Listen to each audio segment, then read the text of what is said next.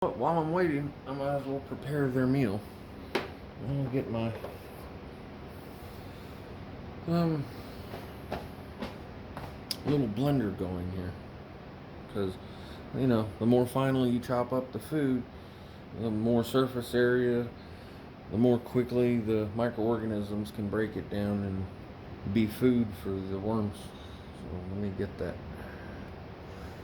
Use one of my favorite knives I've had, one of my chef knives, a Wherever, which is discontinued. And there's a great story behind that. Institutional grade. I like the steel, the carbon level in it. So what I'm gonna do, first I'm just gonna cut off the dry ends. And you can see what I'm talking about, how it started to get moldy, but that's fine. They eat mold too. Cut off this unnecessary end here.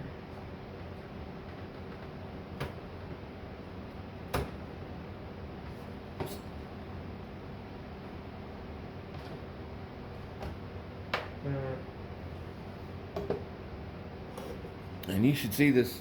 This is a really squishy banana. And here, I'll even kind of peel it open and show you.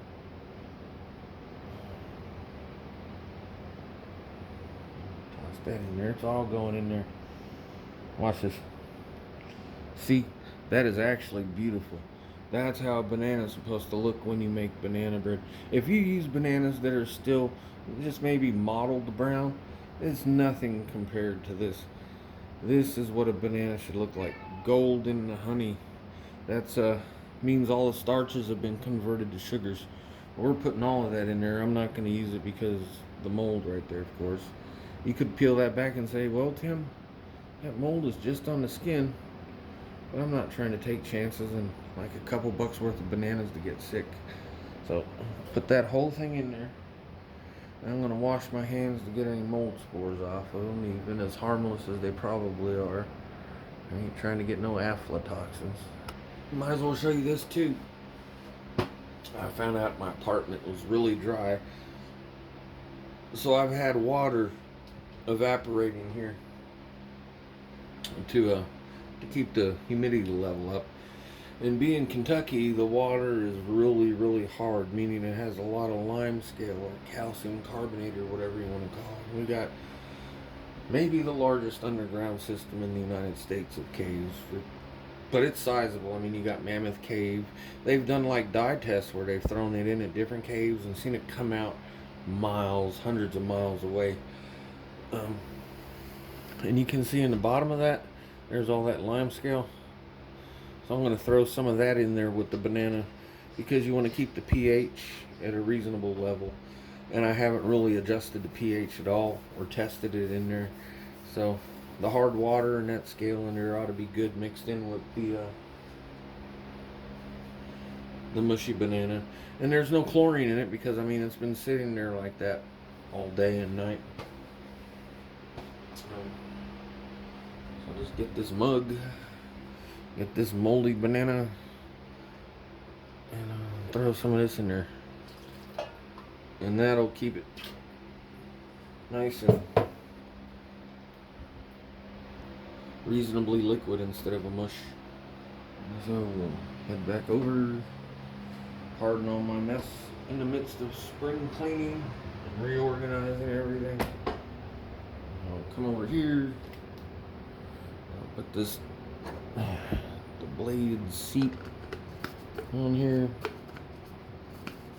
One day, there it goes, like that.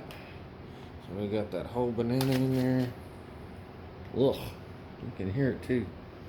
Put that on there, and that cord isn't near long enough, so I need to get that extension cord from the drill for a moment and do that.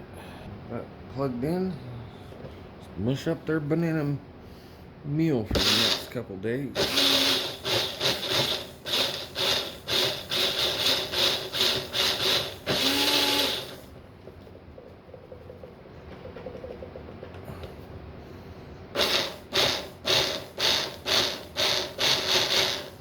And that's more than enough for them.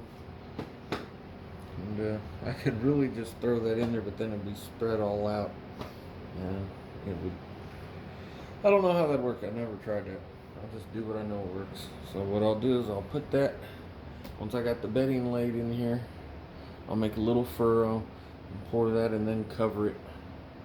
And if necessary, I'll add a little bit of dry bedding to keep it from being too moist. But that's okay if it leaks through.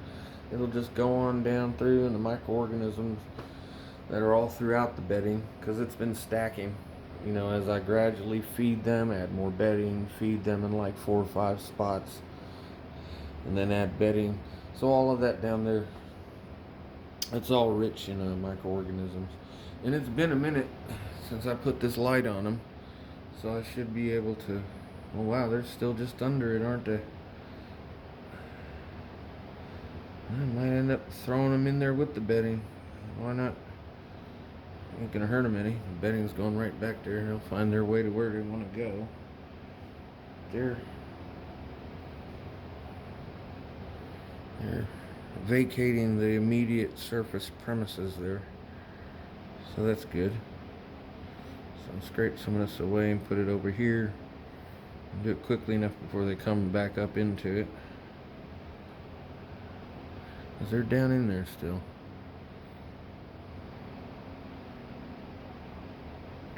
And yeah, man, it smells good.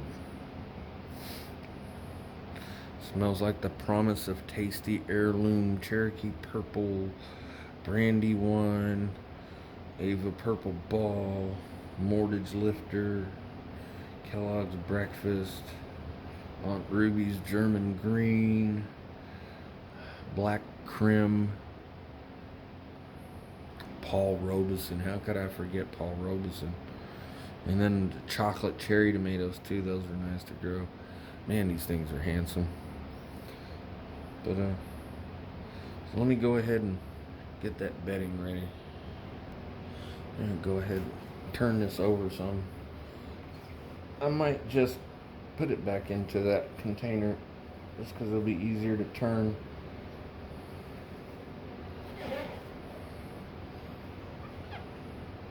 But I mean, by definition, it'll be 75% moisture because I added 3 times as much water as the dry weight.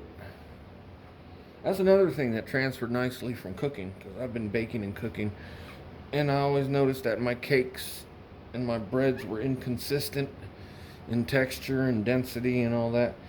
And that's because measuring flour by volume isn't consistent. You want to measure by mass or weight, and then you know you have the same amount of flour every time. And so I just transferred that idea over here to baking. I mean, to vermiculture, or worm farming, or whatever you want to call it. Sure that don't pop over that way again. Turn this 180. You can see the water still down in there. That's fine. And, yeah, it's starting to look pretty good right there. And just exactly what they'll like if I keep it in the bowl. And so there's that. I'd say another, I just want to make sure it absorbs all the water.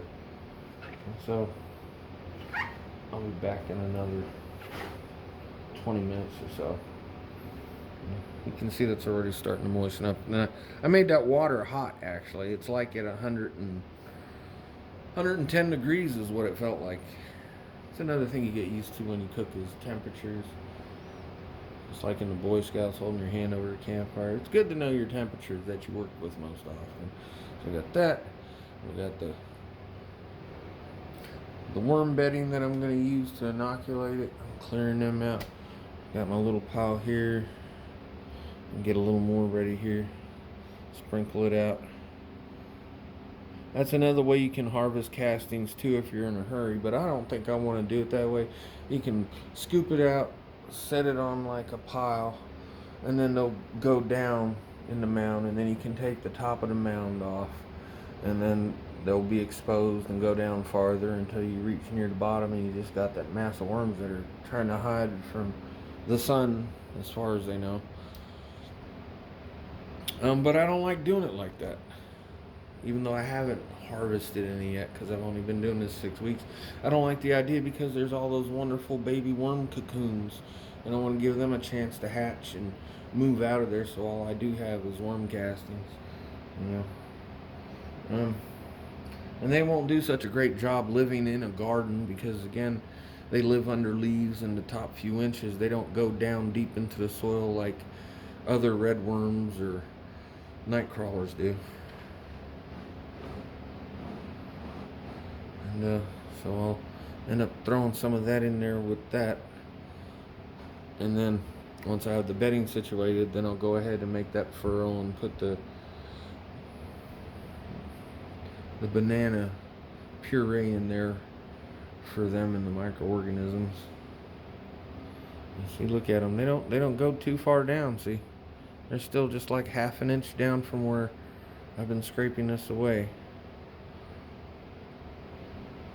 So we'll get that. And see, like that loam here.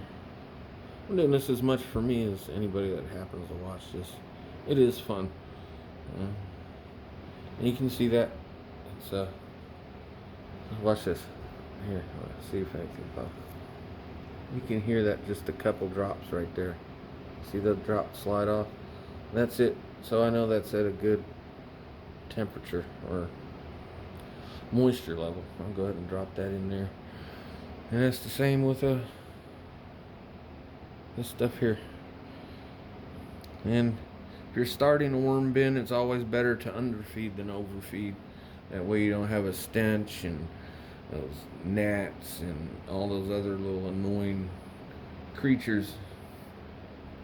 And then you don't want to bury the food deeply because, like I said, they're in the top 2 or 3 inches, and the microorganisms that are decomposing the food, those microorganisms are aerobic. They like air because, like in their natural setting in Europe, they're just under the top few inches of all those leaves and stuff under the trees with the worms, and the worms are feeding on those microorganisms, breaking down the leaves. And that's the same thing you're doing here. And aerobic decomposition doesn't smell. I could keep this under my desk or let someone smell around it. They won't smell anything. And I mean, that makes sense. You think you don't go walking in a forest anywhere in the world on a nice rainy afternoon where it's drizzling or anything and it stink of rot everywhere. It doesn't smell but like of loam and all the different plants transpiring. Because that happens everywhere, all throughout the forests, all throughout the world. And so you can even keep this indoors. It's not going to smell. If it smells, it's because it's rotting, and that's anaerobic bacteria, and that's deeper down that you've buried it, or too much of a mass that you've put even near the surface. And the pH and all of that isn't good. Anything produced, it isn't good for the worms. So you want to keep it shallow. You just want to make a little furrow in the bedding, put the food in there, lightly cover it, and then also you want to put a blanket to help retain the moisture and keep it stable, to keep it from evaporating so quickly, and then keep the bedding moisture level stable. And really, if you really wanted to, and you can use newspaper or a piece of cardboard. I'm going to use a piece of cardboard for that bedding. You get that cardboard or newspaper and wet it and lay it over like a blanket. I guess you could use a rug or something too, and that keeps it all stable, the moisture. And you could just like set it down on the bedding and lay the blanket back over it, and the worms will come up under and eat it just like that. As long as the light isn't scaring them, they'll come up under. But it's good to make that little furrow, set it in there, cover it lightly with bedding, and put the blanket back, and they'll be all around it then. So, yeah, I can just proceed to start putting the stuff in there with it. And so who knows? I mean, it's a worm farm, and you can use the worm castings. But technically, at the bottom of the food chain here, it's there's a baby. Look at a little buddy there. They're hermaphrodites, by the way. They have male and female sex organs, but they require another to do their deal. They can't self-fertilize, apparently. There he is. He's like, come on, dude. Put me back. Put him back in there. Yeah. And they're like it. They're going all up in the newspaper and everything too. Look, he's trying to get back in there. Not digging the light. I got that. Put some of that in there. And, I won't put any of the newspaper parts in there because there might be worms in there and I don't want to disturb them in that way. This is some really nice looking worm castings and loam. A big nice handful of worm poop. And you see they vacated the premises other than the cocoons. And the cocoons, they look like little bits of rice until they're about ready to hatch, and then they get a brownish amber color to it. And so all those microorganisms, I want them up in the bedding too. I just want to make it as perfect as possible for everything. Get this thing going in overdrive. And the next one, I'm going to put holes like the 1/16 I put in right in there. But I'm going to put larger holes. I might go to even a quarter. Well, I don't know if I'm going to go in a quarter. Maybe an eighth or even up to 3/8. And then got all this mess. Believe it or not, this is looking a lot better. Here, this screen that I got there. I'm going to get the screen. After I put the larger holes all up and down here, and then I'll put the screening on. And I got some RTV clear silicone sealant that I'll use to stick it to there so that the worms, because they are relatively, especially compared to a nightcrawler, they're rather thin, especially when they stretch out. Especially the babies. I don't want them accidentally or purposely trying to leave the bin. And that should keep them in. Especially the light if they try sticking their little proboscis through one of the holes. But the screen's pretty. It's nylon screen. Here. It's a nylon screen. And it's a really small screen size there. And it's just the kind you'd put in a storm door or a screen door, but it's not aluminum. It's just a nylon, and it's only going to be on the sides. It's not going to be in the bin, except on the inside wall. And that way there's as much airflow as possible in there to keep things healthy and aerobic. And shouldn't be too much longer here. Check in on this again real quick. Get the cat out of the way. Watch out, buddy. Move this aside for the moment. And actually just remove that. Turn it upside down, let it work its way back.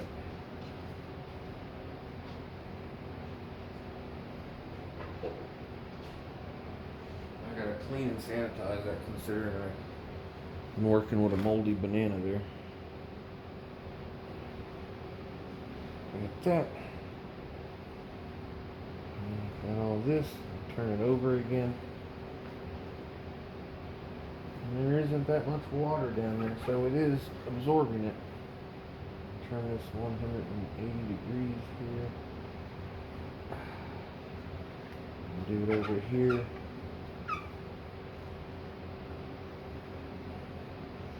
And yeah, you can see that it's about at the right moisture there. You'll see when I wring this, they say a handful, and it should just be a couple drops that come out when you squeeze it.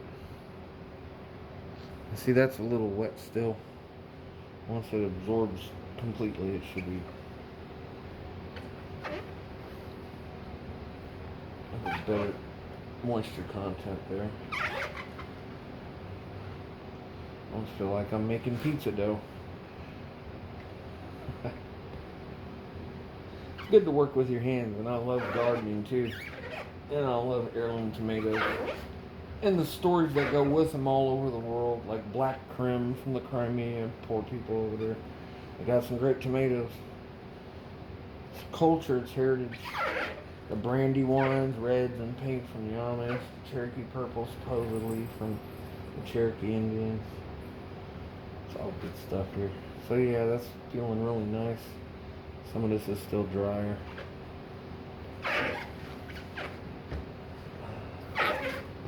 Yeah, that's most of the water in there. There's no longer a pool of water in the bottom of that. Well, a little bit. That'll get absorbed. And just for funsies, I had some more here. Make sure I ain't got any worms up in it.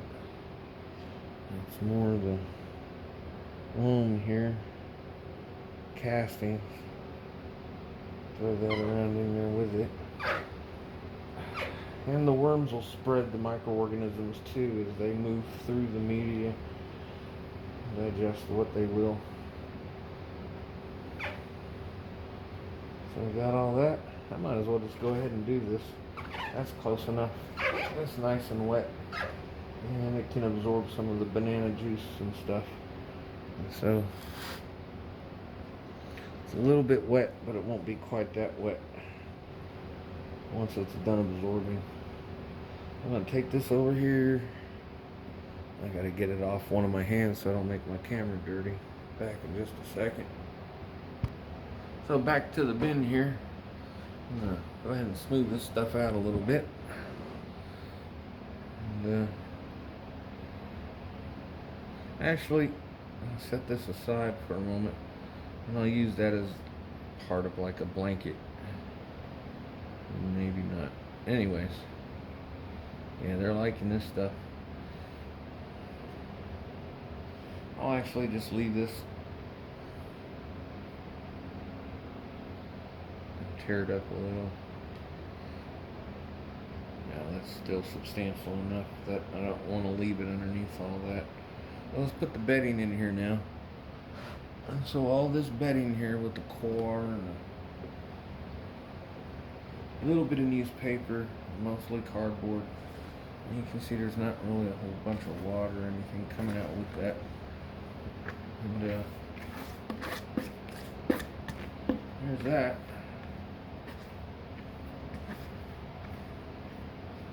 And they like the same temperature we do, you know, anywhere from like above 50. Between 50 and 80, you're better to keep it around 65, 70, maybe 75 if you can keep it stable. So here we got all this wonderful bedding for them now. I know they're gonna love this. They're like, thanks, Tim. I'm like, no problem, buddy. Buddies. So we got that, and then like I was saying, I'm gonna start actually this time in the middle. So we got all this, and it's fluffed up. It's reasonably fluffy, you see. That's another good thing about the corrugation in this cardboard. Keeps it not so dense, keeps it from matting down. So I got all this, and now I'll just make a furrow right in here, elongated furrow, about that deep, and I'll just put that gelatinous mass of goop that they like so well right in there.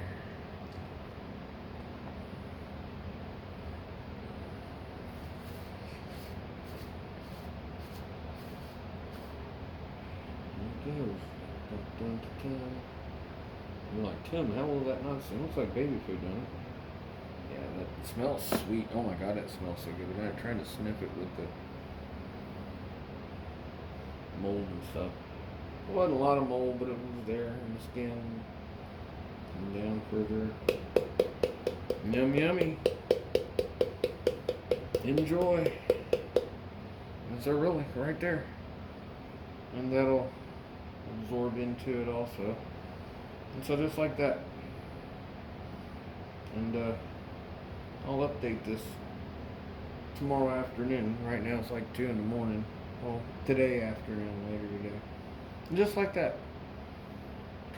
Maybe cover it with a little piece of newspaper there for them. And I don't really even need to put a blanket on this right now. We'll see how quickly it starts to dry out. If it dries out too quickly, then I'll put a blanket on there. Right now, I'm pretty tired. So there is a rather granular extended version of how to do the bedding. So you see I've put it in the middle. After they're done eating that, then I'll like put a piece over here, I'll put one over here and here, and go around the perimeter. 1, 2, 3, 4, 5, 6, 7, 8, 9, and 10. And then they'll have eaten that, and then a final layer of bedding, and it'll be time to put the next worm bin with the holes in it. I'll put the lid on that has holes. Where is it anyway? Here's one of them. And then I'll just set the next one with holes on top, and I won't feed that bottom one anymore. And so then that next one, I'll put the bedding and stuff. I still gotta put holes in that, and then they'll just crawl straight up through there, and they'll start eating the new food that I feed them. It's just that easy. So there we go. And it's a 5-bin system counting the catchment there. So 4 bins. And by the time I filled up 4 bins, that bottom bin, all the worms and the cocoons and all the babies and stuff will have hatched and migrated up, because it'll be 3 bins up and maybe 2 months later. But these worms are reproducing quickly, so it's almost an exponential or logarithmic curve there, how quickly they increase in population. And that's one thing that'll drive the worms out of the bin too, to new bedding in areas, is when there's a whole bunch of babies, because it's competition for food. And if you don't accommodate them with more space, then they'll just self-regulate. If they can't leave the bin and find greener pasture, so to speak, they'll just self-regulate the population so that they don't starve and get overcrowded. And I don't want to be a slumlord, so I'll give them plenty of condo space, so I have plenty of tomato food to feed myself. And so that's that. It's a 45-minute long explanation, and I hope you all enjoyed it.